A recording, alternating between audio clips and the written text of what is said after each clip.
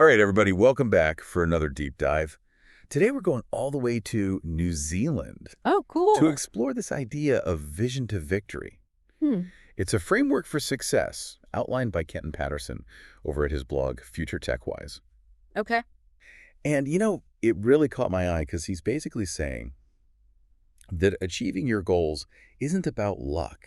Uh-huh. It's about a process that you can actually, like, control and manage. I like that already. Yeah, right. So So often it's like, oh, they were just lucky or they were in the right place at the right time. But Ken's saying, no, no, there's a method to this. yeah, and he breaks it down into three stages: Okay. vision transformation and action.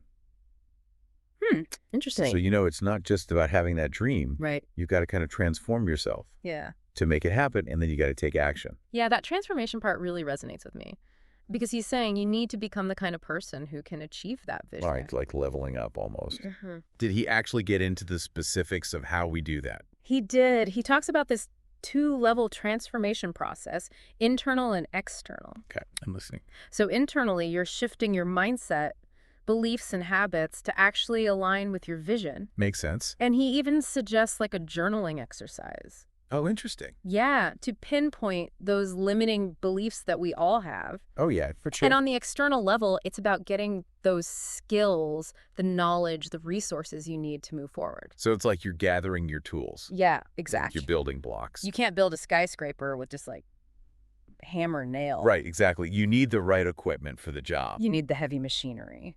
But even with all that, nothing happens without action, right? Absolutely. That's where the rubber meets the road.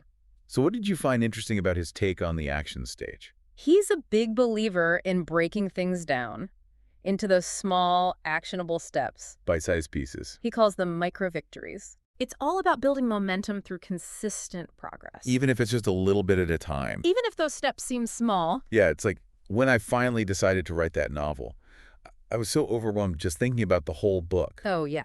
But then I broke it down to just writing one page a day. And suddenly it's like, oh, okay, I can do this. That's a great approach. But I'll be honest, there were definitely days where even that felt like a lot. I can imagine. So did Kenton talk about like the fear of failure? He did. You know those times when you just want to give up? Yeah, like what do you do when you hit a wall? He brings it back to mindset.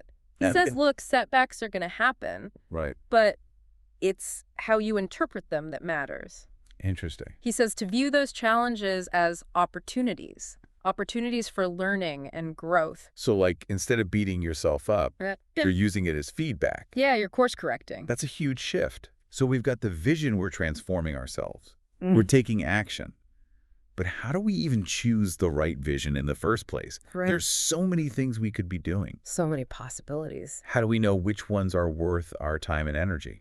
That's a really great question, and it's something Kenton leaves us to think about. Okay. He suggests aligning your vision with your core values and your passions. Things that really matter to you. Yeah, he argues that when your vision is deeply meaningful, you'll be more resilient, you'll be more committed. Even when things get tough. Exactly, because you're driven by something deeper.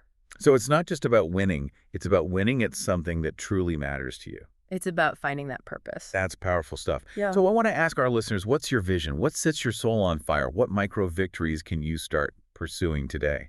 And if every vision pursued the right way leads to victory, how do you choose which visions to pursue? Something to think about. As you're on this journey from vision to victory, thanks for joining us on this deep dive, everybody. We hope you're walking away feeling inspired and ready to start building your own path to victory, whatever that looks like for you.